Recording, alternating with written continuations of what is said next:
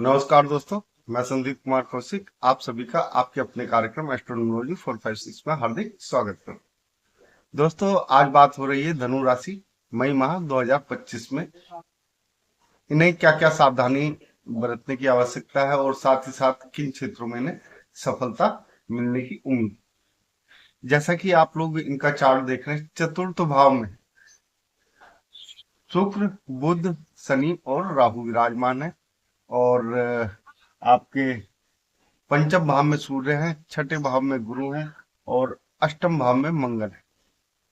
साथ ही साथ दसम भाव में जो है आपके केतु विराजमान है। 15 तारीख को सूर्य जो है वृषभ राशि में पहुंच जाएंगे और गुरु जो है वो मिथुन राशि में पहुंच जाएंगे। इसके अलावा राहु जो है 18 तारीख को कुंभ राशि में प्रवेश करेंगे, वहीं केतु जो है सिंह राशि में प्रवेश कर जाएंगे। कुछ इस प्रकार से ग्रहों का परिवर्तन है और ग्रहों की स्थिति रहने वाली है। दोस्तों, यहाँ पर अगर आप लोग देख रहे हैं, आपके चार्ट में बहुत कुछ अच्छा भी है, लेकिन इस समय थोड़ा सा नेगेटिव होता हुआ ज्यादा दिखाई दे रहा है। सबसे बड़ी बात यह है कि आपके ऊपर ढैया चालू हो चुकी है। ढैया चालू हुए आपको 1 महीना बीत चुका है और ऐसे में आप लोगों के साथ इस महीने क्या क्या घटनाएं घटने वाली हैं और किन क्षेत्रों में आपको फूक फूक के कदम रखना पड़ेगा। सबसे बड़ी बात यह है कि आपके जो राशि स्वामी है गुरु, वो आपके छठे भाव में है। गुरु जब भी छठे भाव में आते हैं दोस्तों, तो बड़ा कर्ज जो होता है ना, उसमें व्यक्ति को डुबो देते हैं। जैसे गुरु हो गया आपका, शनि हो गया, राहु केतु हो गए।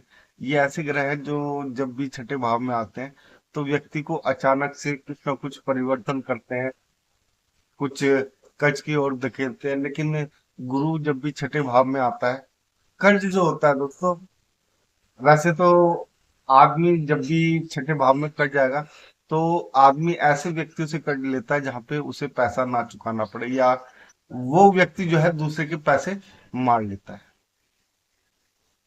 रहता थोड़ा सा मीठा लेकिन दूसरों के पैसे मारता जाता है। हालांकि उसकी देने की इच्छा तो होती है, लेकिन उसके पास पैसा नहीं होता।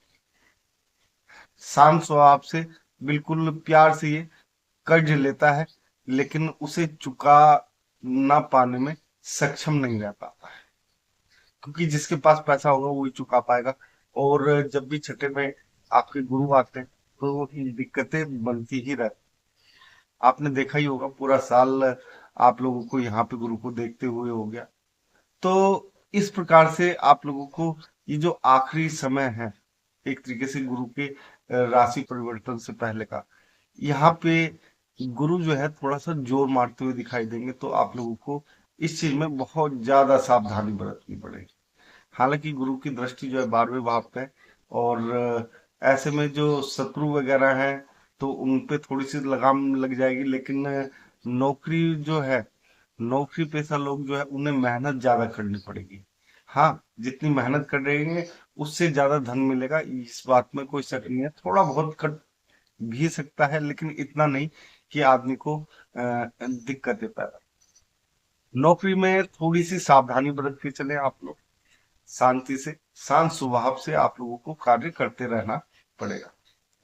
इसके बाद आप लोग देख रहे हैं, राहु जब 18 तारीख को तीसरे भाव में पहुंच जाएंगे तो बहुत ही आपके लिए तो काफी शुभ हो जाएगा।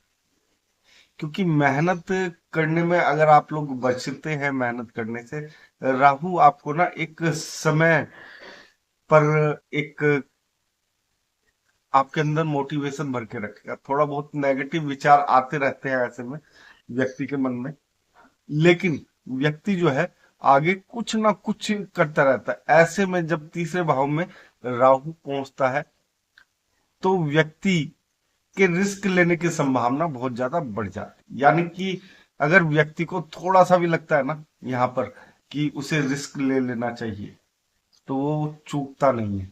उसके पास अगर पैसे हैं तो व्यक्ति को एक लत हो जाती है।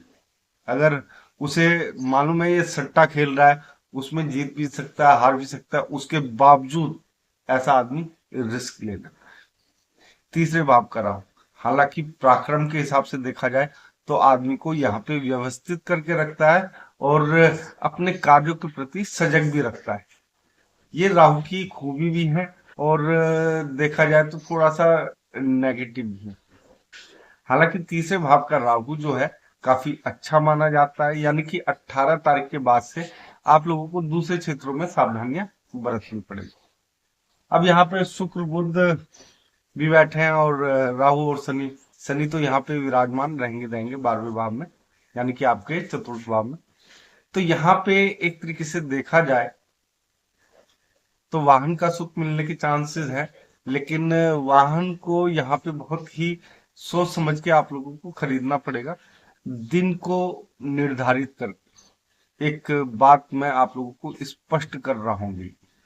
दूसरी चीज, अगर आप लोग जमीन खरीदते हो, जमीन खरीदते समय भी आप लोगों को बहुत कुछ चीजें जो है ना संयमित तरीके से देख के करनी पड़ेगी। यहाँ पे धोखा मिल सकता है। हालांकि आदमी जो है किसी भी चीज को बहुत ही अच्छे तरीके से व्यवस्थित करने के तरीके से अपने आप को दूसरों से बड़ा दिखाने के नजरिए से यहाँ पे ये जो ग्रह बैठे हुए हैं, तो ये सब इस प्रकार की फीलिंग दे देते हैं व्यक्ति को। तो यहाँ पर व्यक्ति जो है अपने आप को दूसरों से सुपीरियर समझने लगता है, अपनी चीजों को खूब सजाता है। यहाँ पे जब तक शुक्र रहेगा 1 महीने तक लगभग, तो आप लोग जो शुक्र से संबंधित चीजें हैं उनमें काफी लोग इजाफा देखने को मिलेगा। एक चीज और दोस्तों, सूर्य अभी तो 15 तारीख तक यही है, 15 के बाद राशि परिवर्तन करेंगे और वृषभ राशि में यानी छठे भाव में पहुंच जाएंगे। तब तक आप लोगों को देखो जो कार्यस्थल है वहां पे संयम बना के रखना पड़ेगा। और सूर्य जब तक यहाँ पे है, थोड़ा सा लव मैरिज के चांसेस आप लोगों के ज्यादा बन जाते हैं। तो हो सकता है अचानक से प्यार हो जाए और उसमें शादी वगैरह हो सकती है। और साथ ही साथ अगर पढ़ाई के हिसाब से देखा जाए तो पढ़ाई यहाँ पे आप लोगों की एक तरीके से लक्ष्य को निर्धारित करके उस लक्ष्य को भेदने का काम करेगा 14 तारीख तक। सूर्य की जो दृष्टि है वो आपके 11वें भाव पे यानी कि धन भाव पे, तो धन के प्रति आप लोगों को एक तरीके से लक्ष्य प्रदान करता है। तो यहाँ पे ये अच्छा है आप लोगों के लिए। देखो ये ढैया चल रही है इस समय आप लोगों की, और ढैया में सबसे ज्यादा व्यक्ति को धन और शारीरिक जो कष्ट होते हैं उनसे मुक्ति चाहिए होती है मेनली। तो ऐसे में अगर धन चाहिए तो शनि और शुक्र के आप लोगों को उपाय करने होंगे इस समय। शनि और शुक्र के इस समय जितने भी ज्यादा उपाय करें आप लोग, उतना ज्यादा आप लोगों को फायदा यहाँ पे होता हुआ दिखाई देगा। और ये जब तक आपका शनि यहाँ पे है तब तक आप लोगों को ये उपाय करते रहने हैं, यानी कि 2.5 वर्ष तक ये उपाय आप लोगों को कंटिन्यू करना है अगर आप लोगों को मिलता है। इसके अलावा 15 तारीख को से पहले आपको सावधान रहना, जैसा कि मैंने यहाँ पे लिख भी दिया कि कर्जों से सावधान रहना। और आप दूसरे नंबर की राशि देख रहे हैं, यहाँ पे गुरु बैठे हुए हैं छठे भाव में। तो यहाँ पे आप लोगों को थोड़ा सा यहाँ पे भी समझना पड़ेगा दोस्त। आपके राशि स्वामी गुरु हैं और गुरु जो है छठे भाव में बैठे हुए हैं। ऐसे में आप लोगों को कहीं ना कहीं थोड़ी बहुत दिक्कतें आ सकती हैं। और आपके प्रथम भाव में तो नोवा है ही, यानी कि गुरु से संबंधित अगर आप लोग उपाय करते हैं तो ये जो आपकी ढैया चल रही है, ढैया में आप लोगों को काफी राहत पहुंचती हुई भी दिखाई देगी। हालांकि व्यापार ठीक चलेगा थोड़ा सा, अगर आप लोग भाग्य जो है आपका साथ देगा, लेकिन उस लेवल तक नहीं दे पाएगा जिस लेवल तक आखिरी समय में पहुंच के आप लोगों को खुद संभालना पड़ेगा अपनी चीजों को व्यवस्थित करके। इसके अलावा देखो अगर आप लोग तरक्की चाहते हैं, कई लोगों को यहाँ पे तरक्की उम्मीद से ज्यादा मिल सकती है और कई लोगों को उम्मीद से बहुत ज्यादा कम, यानी कि आर पार का मामला है यहाँ पे तरक्की में। तो इस चीज को बहुत ज्यादा सोच समझ के आप लोगों को करना पड़ेगा।